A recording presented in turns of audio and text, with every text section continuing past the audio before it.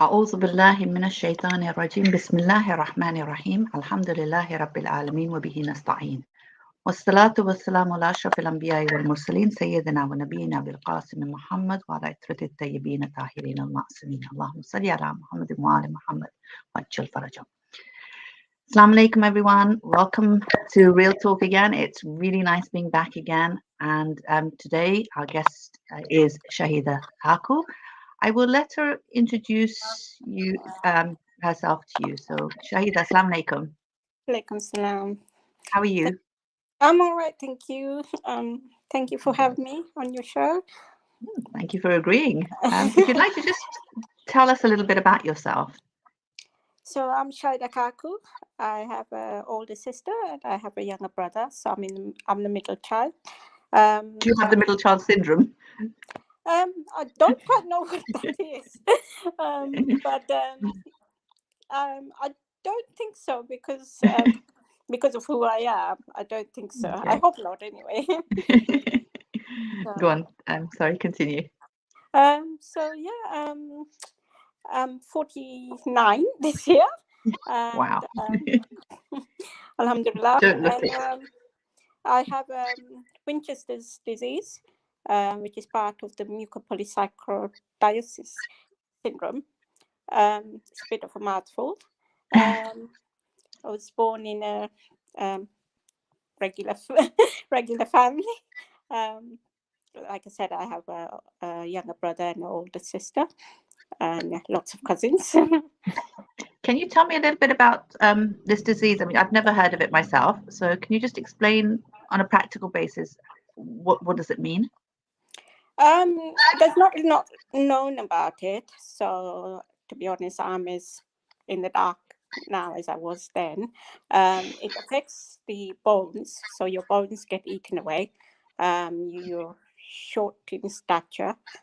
And so I don't actually fit into any of the prescribed things of my illness. I'm quite different in some ways, alhamdulillah.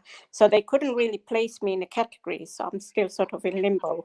But like I said, it affects the bones, it affects growth, and it's a bit similar to brittle bone, but not quite the same. There's still research ongoing. I can't really have a support group or talk to anyone about it because unfortunately it doesn't have a very long lifespan. Mostly people with my condition, they only live to about 9, at maximum 20. Wow. Alhamdulillah, I'm very lucky to have been blessed with the extra years, and I hope it's everyone's du'as that's getting me through every year. So thank you. Alhamdulillah, alhamdulillah. So is it something that you're born with, or is it something that you develop later on in life, or? I think I was born with it. I think, yeah, Okay. You are born with it. But it didn't manifest itself until I was about 1, or obviously I was very slow in developing as a child. So my mum and my dad knew there was something wrong, but obviously they didn't know what it was because there's nobody else in our family with the condition since or before then, as far as they know.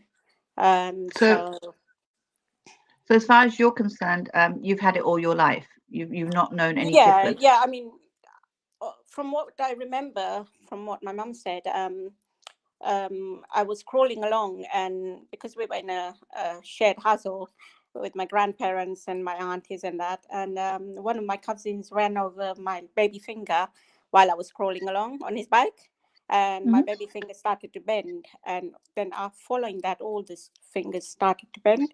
So that's when it manifested itself. Before then, looked quite okay.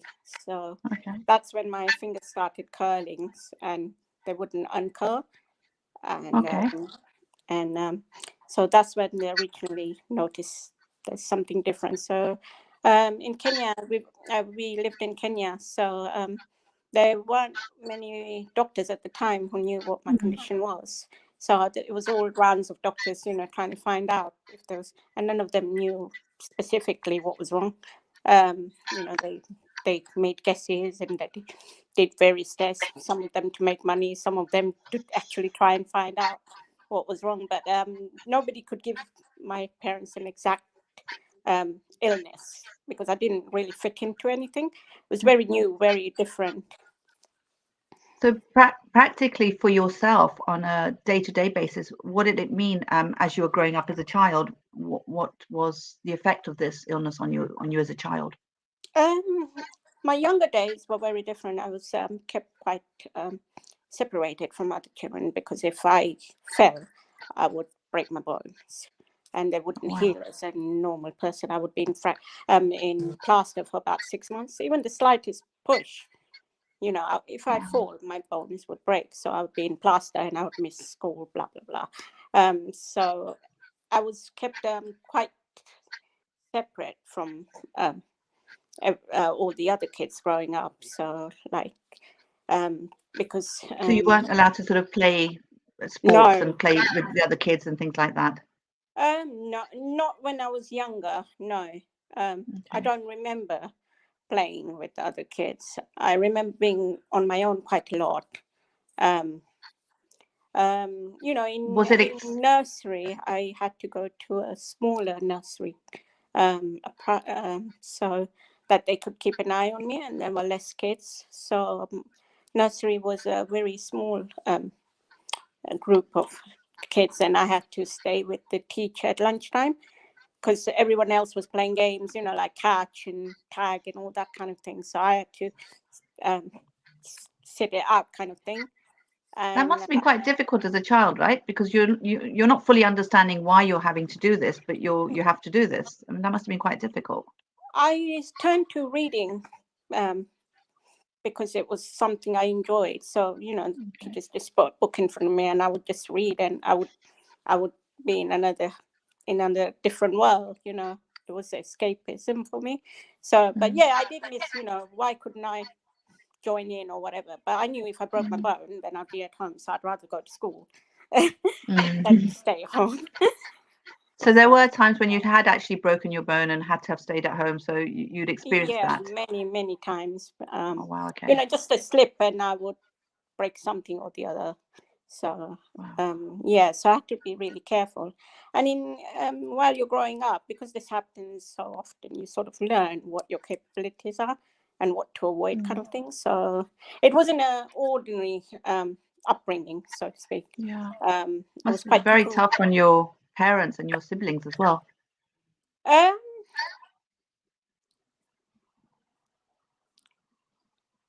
don't remember my sister much because she was older, so she had obviously her school and normal sort of life. My brother, I do remember because we were nearly the same age, so we spent quite a bit of time together because he was younger, older sister thing. So, but my sister, I think she was with her own group of friends and that. So, I mean, we got on. So just sort of got on with it. Was there ever a time where you sort of questioned God or resented God, or actually sort of, why me? Sort of, Through my younger years, very much so. Very much. I was very, very, very as a child, I was very resentful. I hated everything. And I really, I couldn't understand because I was different and nobody could tell me why I was different. I couldn't understand myself, and I had people asking me, and I was like, well, I don't know, do I? So I was like, well, I know I am different, but I don't know why, so I can't tell you why. So there was a lot of going to different religious soothsayers and all sorts of doctors, all sorts of treatments, anything new that would come out, my mum would try. Because obviously at that time, as parents, they would just want to make you better. And so my mum suffered mental health issues as well. So it was very tough on her as well. because anyone in mosque would say something and that would hurt her. So back in the day, we weren't as knowledgeable or as kind, or we were different. So if you're different, they're not used to different. So Mum had to go through a lot, and she put up with a lot of stuff that she shouldn't have had to put up with. But alhamdulillah, as a mother, you do everything for your child, don't you? How did that make you feel? How did that make you feel? I hated mosque, to be honest. I did not want to go to mosque because for me that would mean more people would say, "Oh, go to this person, that person," and none of them knew what they were on about. It was like either they were money making or they were trying their best. But obviously my condition was so unique. No one had ever seen it. So they were I was like a kind of guinea pig for them. Try this medicine, that. So it was very traumatic for me as a child growing up, because part of our culture is to go to mosque. And for me, mosque became a place of resentment, more trauma, to be honest. So I absolutely hated it in Kenya. But I did love the community side of it. Not our community, to be honest. I used to, because I was, I didn't like it that much. I used to sit with my, we had maids back in Kenya. So me and my maid, or my caregiver, so to speak, would be sat, with the others. And I learned quite a lot, how tough their lives were and how different their lives were. And, they were quite accepting because, they weren't as judgmental, I found. Because you spoke the language, you got on, you cracked a joke, and, you waited for Fatiha time, to be honest. So it was very, how can I put it? Different. Yeah. So it seems like you felt more comfortable with being with the maids than you did with the Khojas as such. Yes, in Kenya, because okay, I understand they were trying to be helpful, and I understand everyone wants to help, but in a way they were making life very tough for my mom and me. But they didn't realize. Obviously, everyone wants to. Oh, she's not normal. We must fix her. But there's some things you cannot fix, and you just have to accept them as they are.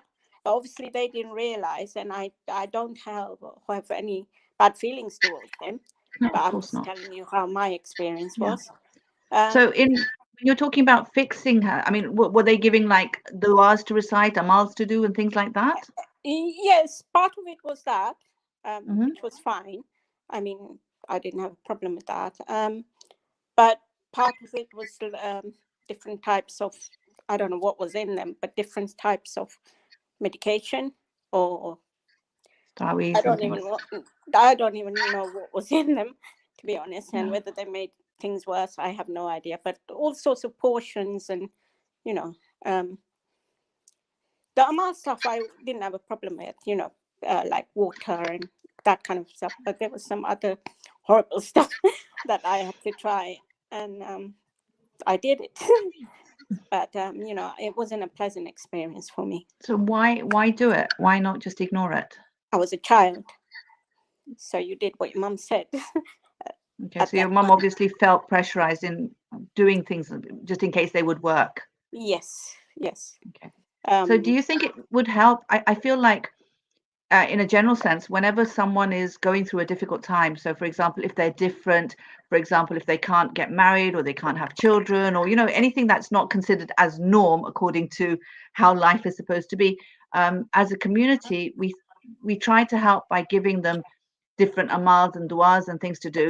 And it does put quite a lot of pressure on them, because you think about it, I'm one person telling that person, but there's another, God knows how many other people telling the same person.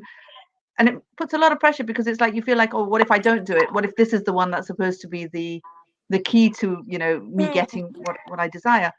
So I'm thinking, just thinking out loud, maybe it would be better for us to do it for them rather than telling them to do it? And I mean, in that way, you'll. I don't have a problem with it. It's your faith, and Yeah. faith is No, always I good. agree with the faith. I'm just thinking, if you've got 10 people coming to your mum and saying, giving 10 different amals to do, that's quite a burden on one person. Whereas if, for example, I decided to do the amal on her behalf because I'd heard this amal works and thinking, I'm doing it on her behalf because I don't want to burden her with even more. I feel like maybe that would be more helpful. It would, yes, it would be nice. Yeah, because I just everyone feel like, because sometimes, I mean, we're well-meaning, but we're not the only people who are well-meaning. In the community, there are so many, and then you're bombarded with so much to do, and on top of everything else you have to do in normal day-to-day life as well. Yeah, that's true. But we yeah. grew up in a very different time. Over here is very different, and back home it was very different. So, it So was what's the difference here? What do you feel is different here? Here, people understand. They're more educated. They're more accepting of different people. Okay. They're more accepting. Did you like going to try mosque and here? include you. Sorry? Do you like going to mosque here then? Oh yeah, I loved it there. Yeah. I mean, here it was a very big change for me. So like, what changed it for me personally, the religion side of things was see, I was, like I said, I was a very sad person growing up. I was very resentful of religion, of everything basically. Why is this happening to me, kind of thing. What have I done? Because I had all those dodgy people saying stuff to me. So as a child, you retain that stuff. So they were well-meaning, but everyone has different beliefs. So you pile all that on a young child, and that child really gets messed up. So it was very difficult time that time. So what changed? So what changed it for me was we went. My mom's sister was in Dar es Salaam, and my cousin was there as well. So we went to visit them, and I loved it up there. My mom's sister is lovely, and alhamdulillah, she's alive and well. And she used to cook, and we used to, nice breezy house. So it was a nice change for me. But it was up some stairs, so I was still very resentful because they would go out shopping, whatever, and I couldn't go because there's 4 flights of stairs that I had to be carried down. So sometimes, I was quite housebound. So once again, the resentment came in. Kind of thing. Why me and all this business? Why can't I just be normal, kind of thing? And so one day, my cousin sister, she noticed my mood swings and what a cow I was, basically, and she said, "Oh, come with me. We're going on a ride." And I was like, "Okay, get out of the house." Yes, get there. So we went off to an orphanage that she used to counsel at. And it was the most amazing place. I mean, that was when my life changed. So we were in this orphanage, and she's showing me around, and she's like, all these kids, they've got nowhere and all this, and, come and have a look in my office, blah, blah, blah. So we're doing this walk around, and then I see a little boy, and he's got the same calipers as me. So I used to wear braces to be able to stand at the time. I'd walk, basically. I had to take them off every night. So he had sort of similar, but his were really, really handmade stuff, and really awful. And, I could see they were quite painful. But he had the biggest smile, he was so accepting, like, this is my heaven. And he had so little. He didn't have parents. He didn't have a proper home. Didn't have meals. And he was just smiling. And he was just like, so... I just felt he touched me. He touched my soul. And I was like, what a little, look at me. I've got parents, I've got a home, I've got siblings, and I'm being such a miserable person and making everyone's life so much more difficult than it needs to be. Including your own, right? Huh? Including your own, right? I mean, I think as people, we tend to do that. We focus on the negatives. And everyone has negatives in their lives, but I think if we focus on the negatives, and that's all we see. Well, at the time, all I could see was this was my fault. this was how I was born, because it's something I've done because of what I'd been told by different, or it was my parents' fault, which it wasn't, obviously, because it's non-hereditary, which we found out later anyway. So yeah, it was, so he changed my life. And it was so weird, because when we went back to the office, I said to my cousin, oh, did you see that little boy? Who is he? And can we help him? I'd like to help him, kind of thing. And she's looking at me and she's saying, what little boy? And I'm like, the boy, he was there, you know? And she's adamant there was no little boy there. Oh so my I don't know if gosh. it was an angel, or I don't know whether, you know. Oh, But wow. he literally changed my life. I came back home and I was like doing shukr. I started doing my namazis. I was like, you know, Wow. I'm so blessed to have so much, you know. And that really changed my life. And, you know, my cousin sister, to this day, she doesn't believe that she had a part in it. And I was like, you were amazing what you did with me there. So after that, my life did change. You know, I started praying, I started talking to God, and I started just living, really. Before, I just wanted to, you know, well, why am I here, kind of thing, you know. So literally Kind of. just the shift in mindset changed your whole life. Although your circumstances were exactly the same, just that shift made it so much more bearable. Yeah, I mean, I started finding the good things in what I could do. So, like I said, you know, we went back home and I was a changed person. You know, my education got better. You know, I started believing in myself. So I started, you know, doing really well in school, which made my mom proud. So she thought, oh, you know what, they've been talking, not all been talking sense. She has got a brain. She's not, you know, um, slow as well as everything else. And, you know, so she started being proud of me as well. And, you know, I started improving and did primary school. Obviously, it was very, my schooling was very broken, and it was, I had to be in very small classes because of physically, I didn't, if I fell, you know, I would miss school, blah, blah, blah. But so, like, every time I fell, I would be at home for about 6 months to heal. Couldn't move, couldn't do anything. Wow. Yeah. Were you able to keep your positive mindset when you went through like episodes like that, when you fell and things like that, when things started getting, you know, became worse? They didn't really get worse. I became more careful. So, Okay. you know, I realized my limitations. But alhamdulillah, you know, I started thinking of things I could do. Like I started Rather than what you challenging my can't do. body. Yes, I started challenging my body. So I'll go back a bit. You know, we were in Kenya, and alhamdulillah, my dad's boss and friend at the time, he said to my dad, we used to come here every so often for treatment. So we were seeing different doctors. And what happened originally was my auntie found this doctor. So she did a lot of online research, and she found out, oh, this professor's coming to Kenya, so you got to take her and meet him at least. And he absolutely changed my life as well. So we met this guy, and I was so against doctors and so against all these different type of soothsayers and all this. I was like, I don't want to go. I don't want to go. I've had enough, kind of thing. And they said, okay, just meet this last one, kind of thing.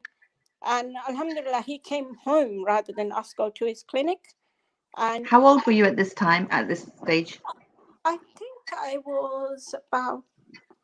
must have been about 8, I think.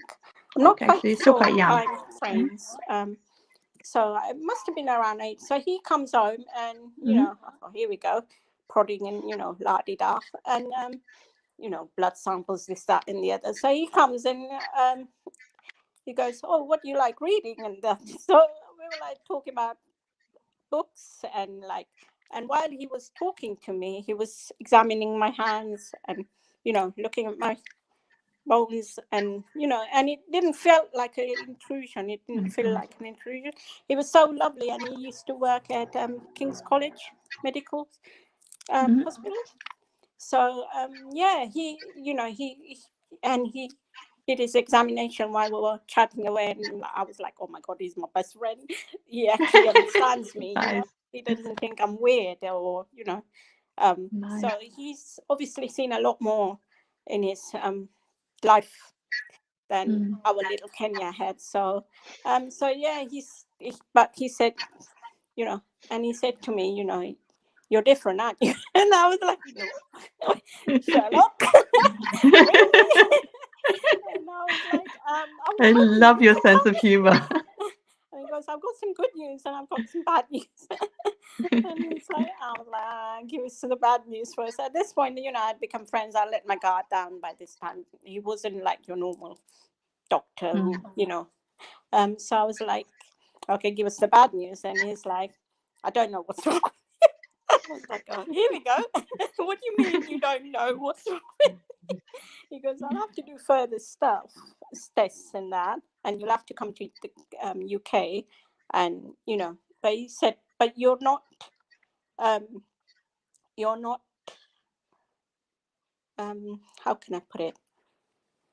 You're not different in the way that you think you are. And that had a profound effect on me, because he's like saying, well, they are that are different. So just accept your difference and be comfortable with it, rather than always trying to fight it. So yeah, he had a profound effect on my life, very positive effect. And then at the same time, my dad's boss and mentor and friend, a very, very, very lovely person, Roshan Mehrali, he was setting up his business site on this side of the world in London. So he's told Dad, you know, you come over here and oversee the running on this side, and you take her with you and you get her sorted. So he was so kind. He really helped us with the funding, and you know, so yeah, we upped sticks, and you know, it was very traumatic for my mum, because she was very family orientated and she hates the cold. So it was very traumatic for her. But you know, you do everything for your kids, don't you? So off we went. Wow. And we ended up in England. And then you went to see this doctor in King's? What happened is, it's really weird, because normally if you're overseas patient back then, you know, the NHS wasn't, you know, it was quite, it wasn't as it is now. So because we were from abroad, we would have to pay for everything. So we were just doing as we could manage, bits at a time. So it was so bizarre. It's so weird how God works, miracles. You know, first Roshan uncle telling us to come here, and I'm thinking, wow, you know, because whenever I would actually say first the little boy that you saw would be the first miracle. Yeah, I'm so wowed by that. Yeah, he was amazing. I still to this day don't know who that child was, but he changed my life, and I thank Allah every day, you know, whether he was an angel or whether it was a human being. I just thank him for, like, it shows that God gives you what you need when you need it, right? Yes, exactly. Alhamdulillah. Yeah, alhamdulillah. And then Roshan uncle opening up the doors for you to move to UK. Yeah. And then the third miracle? The third, because they always happen in threes, right? I'm not sure it was it was so funny, because like I said, we weren't that well off and that. So we were staying with my dad's sister, and her house had quite a bit of stairs. So my mom was carrying me down the stairs one time, and because I didn't have calipers or anything at this time, or I can't remember whether I had calipers, but I couldn't do stairs. So she was carrying me down. No, I didn't have calipers that time. We had just come. Yeah, that was it. We had just moved. And it was so weird. She fell down the stairs. So wow. I fell with it, and I broke my leg. Oh my gosh. So she's crying. I'm crying of pain. She's crying because she's, so upset. She's dropped me down the stairs. And so the ambulance comes and takes me. And because they were living in the city at the time, it was King's College they took me to. Oh, wow. So my mom is crying her eyes out, thinking, oh my God, I've dropped this child. And she's got bones that break at the drop of a hat. And so obviously I had broken my leg, and we go to hospital. Dr. Stroud's there, and my mom's crying and all this. And he says to my mom, why are you crying? And he said, I've dropped my child. Yeah. I literally dropped it out. He said, that was the best thing you could have ever done. And I was like, wow, thanks, I'm in agony. Yeah? And he said, because it happened in this country, I was admitted, and everything was free then, because it happened in this country. And because I was a youngster at the time, so he stuck me in there and said, you're not leaving this hospital until I sort something out for you. And I was like, wow, thanks. Amazing. That is absolutely amazing. Yeah, so it's so weird how things come about. So, it's like we plan, and Allah plans, and Allah's the best of planners, right? We just need to learn to leave it to Him. Even if we don't see it at the time. Wow. Yeah, so I spent about a year, and they put me in tractions to straighten my legs. So what was happening before was when I was a youngster, because I couldn't walk, I had a fall back home when I was quite young. Our house got flooded. And I started to help because it was Sunday, so we didn't have any help. So I, being a child, thought, "Oh, this is great! Let's have some fun." So I was helping, playing, trying to help, and I slipped and fell and broke another leg. So, oh my gosh! So after that fall, I couldn't actually walk. So I had a little tricycle which I used to go around it everywhere. So that was my movement. Either I was carried or I had to use this tricycle to go around in. So, so because of using that tricycle, my legs became even more worse. They were bent to about 90 degrees. So first of all, he said, well, we're going to straighten your legs first and sort you out that way so that at least you can walk. And I was like, I can walk? I was like, whoa, what's all this about then? So yeah, it was very painful that time, traction, because you had weights put on your legs to literally straighten them. And it took about a year. It would probably have taken 8 months if me and my dad hadn't cheated, because it was so painful. In the nighttime, he would reduce the weights. So he obviously couldn't bear his child in pain. Yeah. And I was a little, I was like, bribery, anything to stop the pain. I was like, I'll be so good. I need to sleep. So he used to take a bit of weights off, and, I could sleep. But alhamdulillah, yeah, they straightened my legs and they put calipers on me, and that gave me my life back because I could move. So I could then go on to prime school, and I would fall and break something out of action for a bit, but I had freedom then. So yeah, it was alhamdulillah, So then as you got older, then did you go to college? And I did my primary school, and then when before I came to this country, I'd done my GCSEs. So again, we cheated. In some subjects, I was above average, and in some subjects, I hadn't got a clue because of the schooling admins. So my auntie found this private school that had a few children, not that many, and she was an English lady that ran this school. So she was running it from her house. So I did quite a bit of my primary there. So I got my, they were called GCSEs, GCEs, that's it. So I got those, but because we lied about my age, when I came to this country, they wouldn't accept that certificate, obviously. But I had passed already, then I had to retake here. Okay. So I did all that retaking. And I found it quite difficult here because I had missed so much schooling. So I didn't do as well as my cheating one. I did quite well in my GCEs, but when I was here, I was quite, I missed so much, and yet in some things I was, ahead. So it was a bit of a, hodgepodge education. So then, looking forward into your life, moving to the sort of present, what is it that you actually, are able to do, and how do you manage your life on a day-to-day basis, and also your relationship with God? Has that stayed, that strong relationship, or is it, does it go through ups and downs and so forth? Sorry, I'm throwing so many questions at the same time. I'm so sorry. That's all right.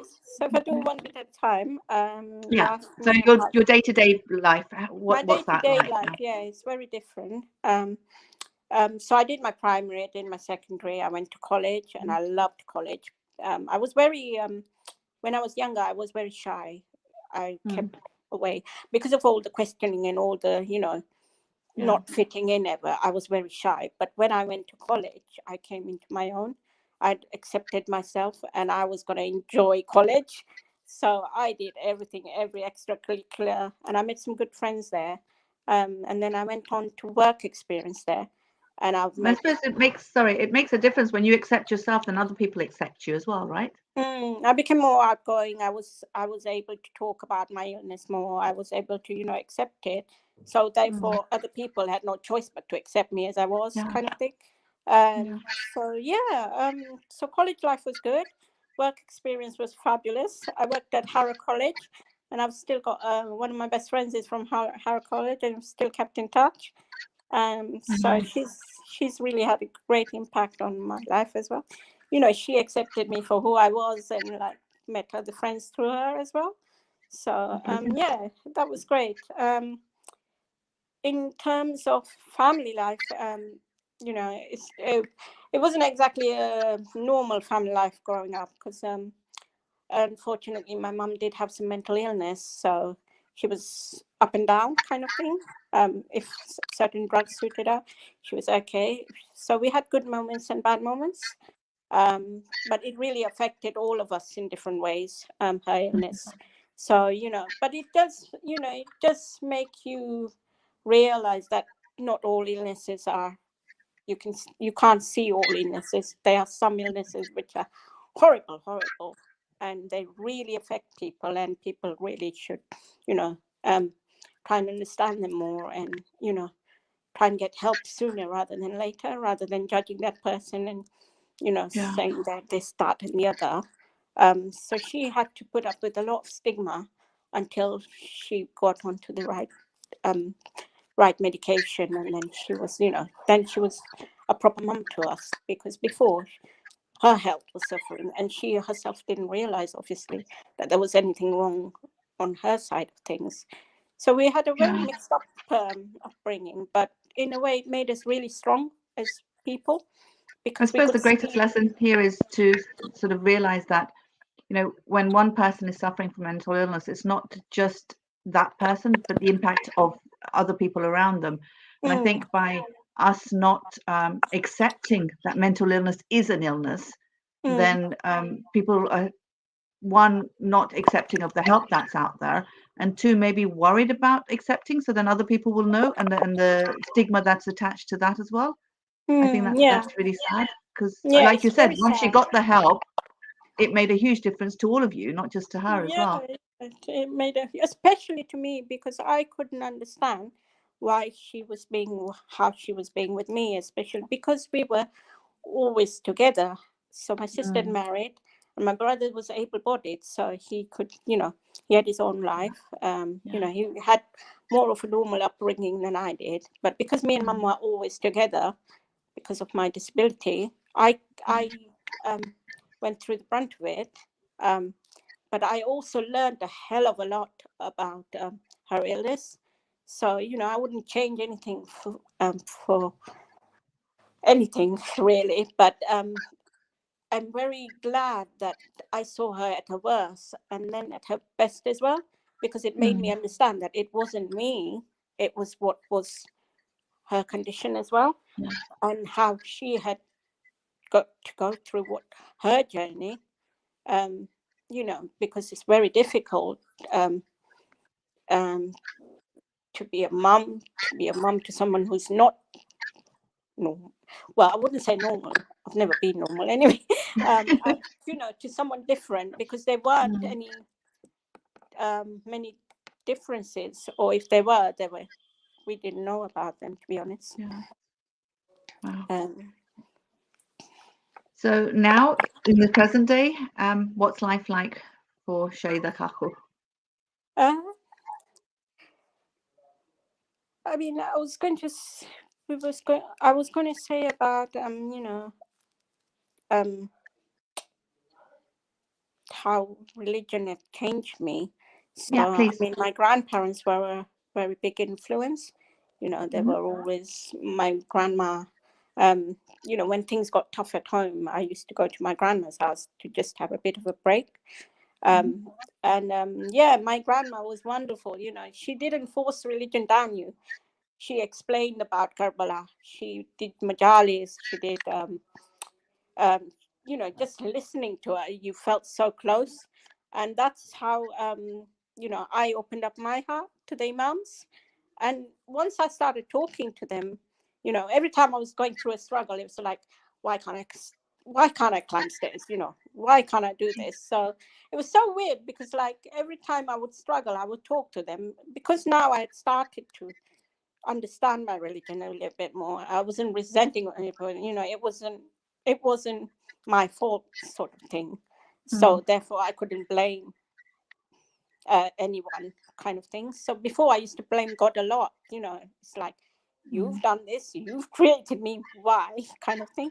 But it was so weird once you start to accept Allah into your life, you just can't stop talking to him then. So it was very weird. So every time I would say, why can't I do this? So it was Hazrat Abbas Day, I think. And I was like, plodding along, and I could walk with a frame.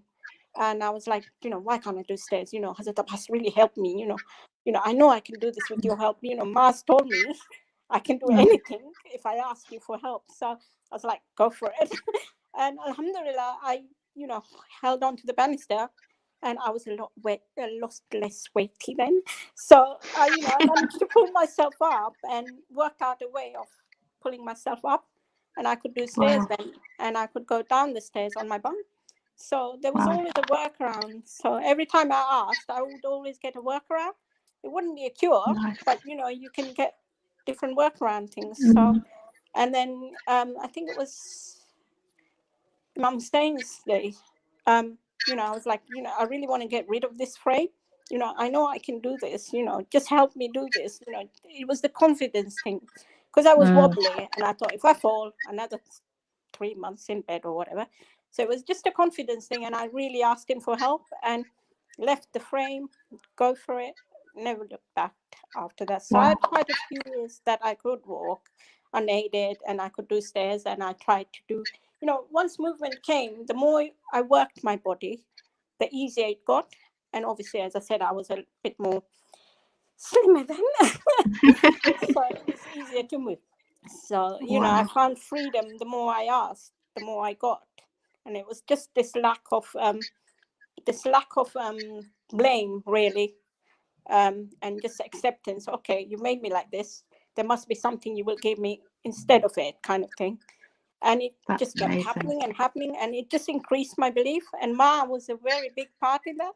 She didn't shove religion at you. She just talked you through it, and you automatically really got an attachment.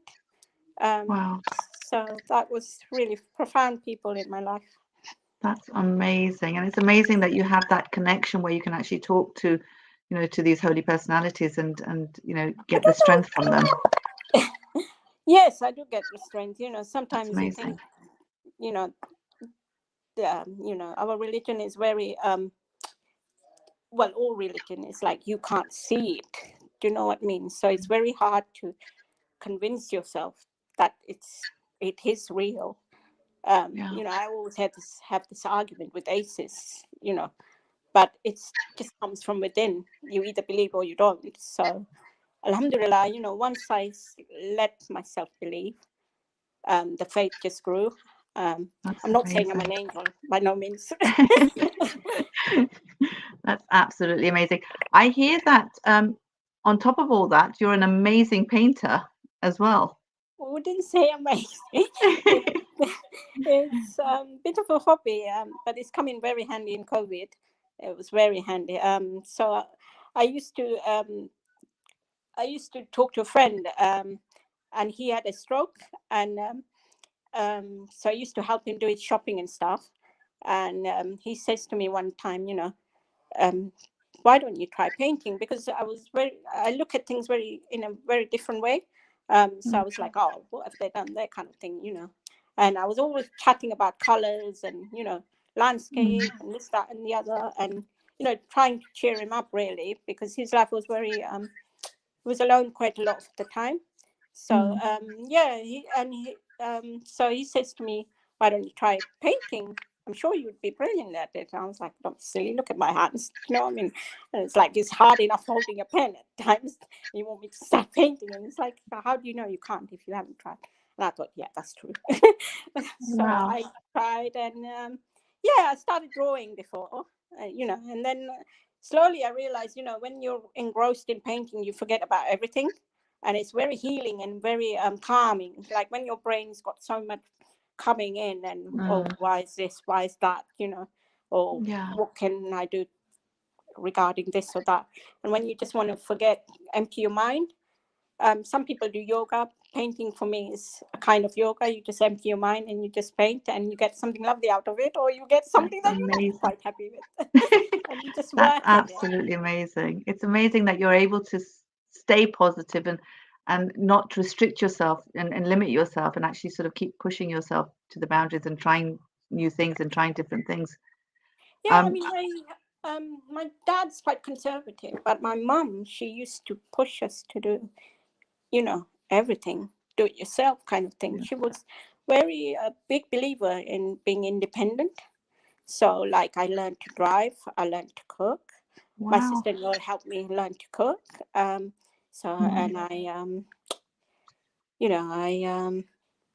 I go swimming. And so she, every time my dad was like, no, she's not going to drive. She's got a car. Look at the size of her or whatever. And I'm like, you know what? Now that you said no, I'm going to do it. Good on you. Good on you. And I thought, brilliant. And I made a promise to Mum. I was like, you know what? If I manage to do this, I will take you to mosque. So that was my promise to Mum and to myself, and that, because we used to miss ladies' majlis a lot in Muharram, because that would be at work and I can't drive, and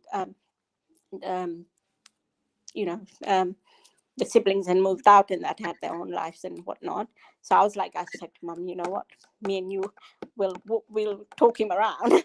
So alhamdulillah, I had an amazing driving instructor who had never taught anyone disabled, who had never taught some 3 feet 9, and he was so amazing. He's like, you want to do this, you have to believe you can do this.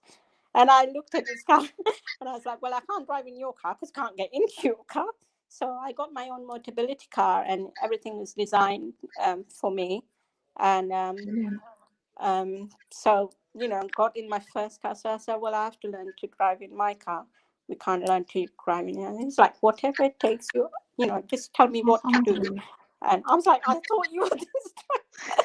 So it was so brilliant, because I had trouble with my neck, and because I'm quite short, I had trouble doing the going around the bend, because I couldn't turn completely around. So he drew dots for me on my mirror, and I would follow that dot. And I did a brilliant, if I must say so myself, I did a brilliant, around the corner, and we just both looked at each other and thought, blimey, we did that. Wow.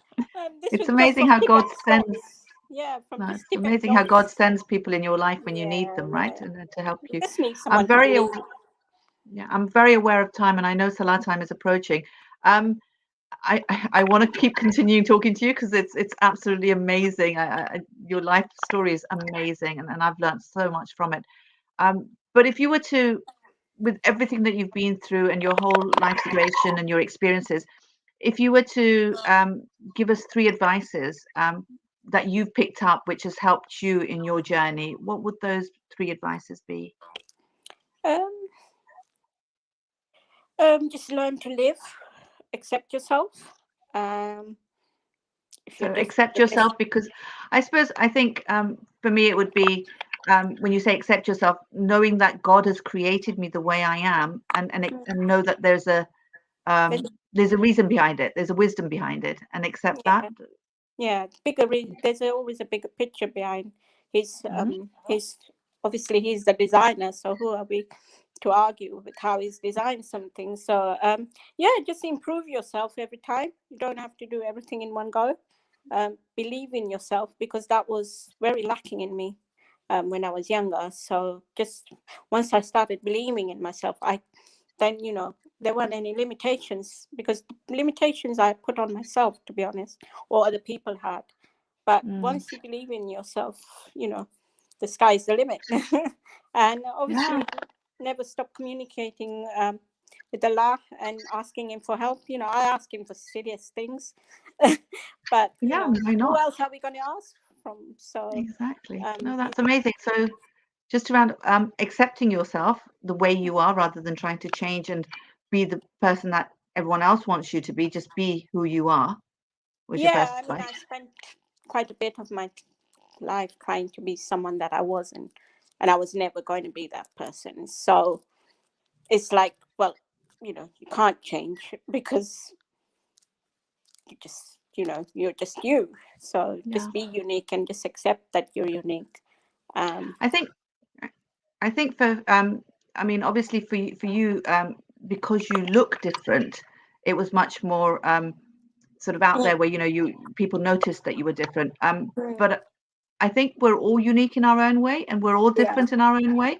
And I think to accept that, rather than trying to fit into what other people's idea of normal is, because I don't think there is such a thing as normal. I think everyone is very unique and different. And I think acceptance is really, really important, and knowing that God has created you for a purpose, like you said. So not putting limitations on yourself, but actually trying to find that purpose and trying to fulfill that purpose in your life. That's right. I mean, it doesn't have to be, you don't have to be part of an organization. Just touch people every day. Just do something good every day, and you will feel better yourself, because at the end of the day, you help others help you 10 times more, with their du'as, with whatever you need at the time. And it's so weird how God works in mysterious ways. They always say that, but I found it's very true. And I suppose just as people came into your life to help you, if you can go into someone else's life and help them, I mean, the difference that specific people have made in your life has been so impactful that it's actually changed your whole life. And for us to be given an opportunity to do that to someone else's life is amazing. Why wouldn't we want to, right? Yeah, I mean, my sister, she's always been a constant in my life, through all the ups and downs that I've gone through, physically, mentally, life throws different scenarios at you, but she's always been my constant, grounding me. And my brother as well, he's the jokey one, so he will just laugh at something stupid and get over it, kind of thing. But and my sister-in-law, she's amazing as well. She's very trusting with her kids. So because I'm not a mum, I felt I was missing out. So as far as she's concerned, take them. So I had quite a bit of input, like with both sides, with my sister's kids and my brother's kids. They're very trusting, and they will I was an auntie, so it didn't matter that I wasn't mum. It's like auntie's much more better, because you get all the cool stuff. You can give them back. You get to do all the fun stuff without doing all the disciplining and everything. No sleepless nights, all the hard work. So there's always balance in what he gives you. Yeah, brilliant. So accepting yourself, believing in yourself, not limiting yourself, and the third one was constantly be talking to him. This is outside the salah, right? It's not just praying to him, but actually talking to him. I do my sajdas, and I do shukr sajdas a lot. And I do talk to him in sajdas sometimes when I'm really sad or really upset, and it's really calming. I can't explain it. So that time is mine and his time. But mostly it's like at night, when it's just me and him. And I talk absolute rubbish sometimes, and I wonder, why have I not been struck? But sometimes, it's at those moments when you need him the most that you find clarity. You find a solution. You think, I need to do this. You said you've you said you would help, you know. So I'm asking you now, you know, this is the time I really need you. Like when, And you get answers, right? In your alhamdulillah, heart, yes. you get answers. It's like, you know, it's not Alhamdulillah, yeah. just you. Yeah. I think it's Yeah. actually once you've experienced it, once you've actually spoken to him and Yes. experienced him replying you back, then you don't want to stop. But it's like initially, I think it's just really, how can I just talk? You know, it feels a bit weird Yeah. at the It's beginning. really hard to explain. Yeah. You know, you could be a bit cuckoo, but it's really hard to explain. It's like you wouldn't have thought of that yourself Yeah. unless you are getting something from somewhere. Mm. So I've always, like, the biggest crisis in my life, I've always, gone to him and, just begged, pleaded, whatever I Brilliant. needed to do. Is like, you understand me. There's no one else who understands me better than you. You created me how I am, so you must have a solution somewhere. So you just have to keep trying, and it'll come to you yourself, and you will sort it out yourself. But it'll be with his help.